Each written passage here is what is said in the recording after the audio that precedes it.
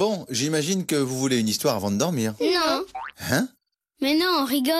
On veut une histoire. Avec un dragon. Et une jolie princesse. Ah, j'en ai une, mais avec une sorcière. Ça ira? Elle est jolie?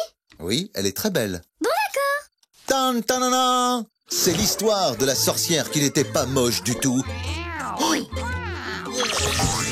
Avec un dragon,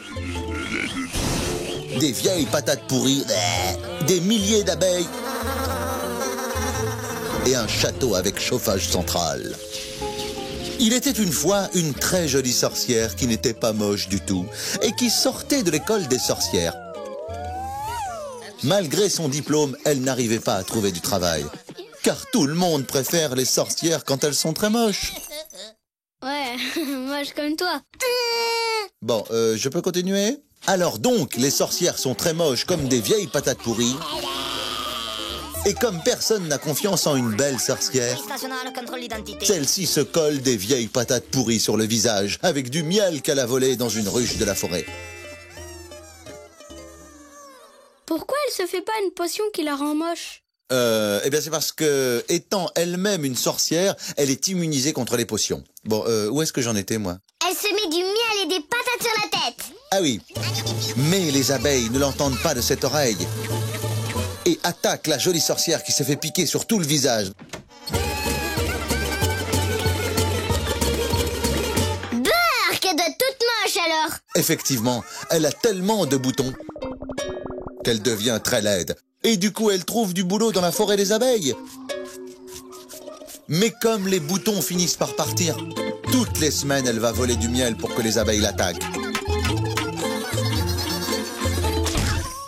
Si bien qu'un jour, elle se tartine de miel quand soudain surgit... Le dragon! Non, un ours qui l'attrape et se met à... Qui se met à la déchiqueter en 1000 morceaux et on n'en parle plus. Non, qui se met à la lécher comme un cornet de glace au miel. Et après avoir léché le cornet, il le croque. Non, car à ce moment-là arrive un prince qui tue l'ours pour sauver la sorcière.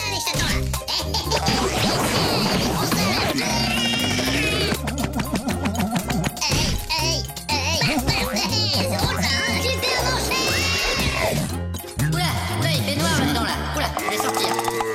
Eh tiens, prends ça. Mademoiselle. Le prince succombe au charme de la belle sorcière, car elle est vraiment très très belle. Il lui demande de l'épouser et de vivre avec lui dans son grand château. Avec toi? La sorcière ne veut pas car elle aime trop la forêt. Non, non, elle accepte parce que quand on est belle, c'est plus facile de faire princesse que sorcière. Qu'ensuite, balayer la poussière tous les jours, c'est fatigant et qu'en plus, le château a le chauffage central grâce à un dragon qui est enfermé dans les douves. Ah, ça c'est sympa comme tout ça. Il est nul ce dragon, il fait juste radiateur. Chut! Alors avec le prince, ils se marient et ils ont des enfants? Non, parce que la sorcière apprend que le prince veut faire raser la forêt pour faire un golf. Elle est très en colère, car elle est devenue amie avec les animaux qui peuplent cette forêt. Super, j'adore le mini-golf. Oui, mais là c'est pour faire un vrai golf, avec des centaines de mètres entre chaque trou.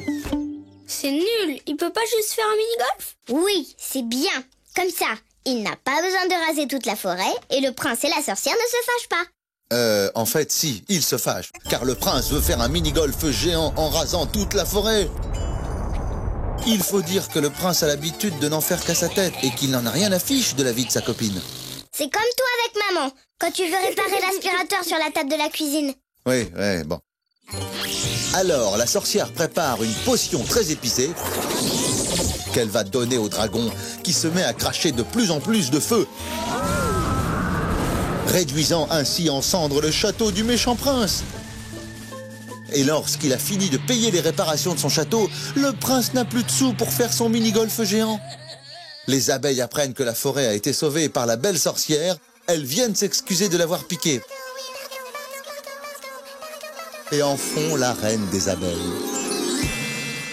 Comme ça, elle donne l'ordre aux abeilles d'attaquer le prince et elle s'empare du château. Non, elle a l'idée de vendre le miel des abeilles et devient très riche. Comme ça, elle rachète le château et expulse le méchant prince. Alors elle donne l'ordre aux abeilles de tuer le dragon. Pourquoi tu veux toujours que les abeilles tuent le dragon radiateur? C'est vrai ça, d'autant plus que quand la sorcière arrive au château, elle libère le dragon. Mais elle est folle! Il va la tuer! Ça m'étonnerait, c'est un dragon tout mou.